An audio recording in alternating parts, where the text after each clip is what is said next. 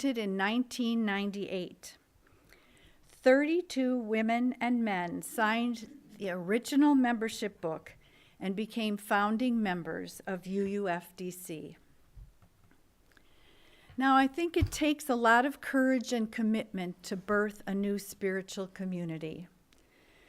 I can only imagine that the original founders were motivated by the need for a place that was open to thinkers and seekers, guided by compassion and justice, and dedicated to the values of inclusion, service, and above all, love. As one of the prime movers, Reverend Clarke was invited to preach the inaugural sermon, which he entitled Under the Same Sky. Now, I've read this treatise at least 5 times, and I'm here to tell you, it expected a lot from the listeners.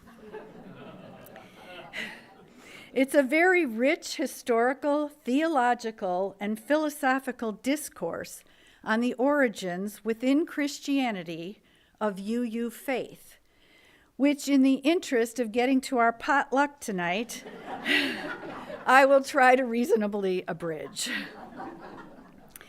He begins by asserting that Unitarians were not the original heretics. Don't you just love that?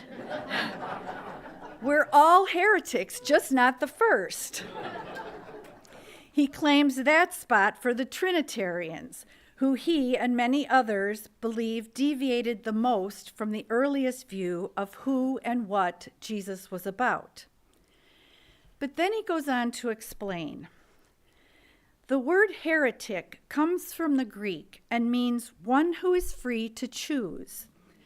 A heretic is one who, instead of accepting blindly what the authorities present as truth, does his or her own choosing based on the inner persuasiveness of the evidence at hand, or the lack thereof.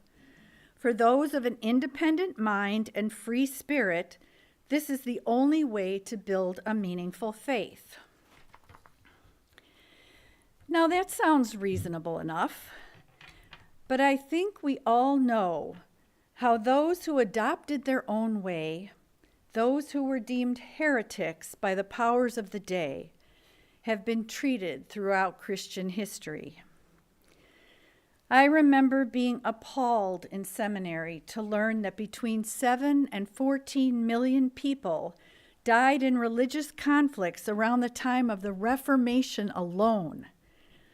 A staggering reminder of what happens when questions are not tolerated, when certainty hardens into rigid dogma, and when faith becomes a weapon instead of a path.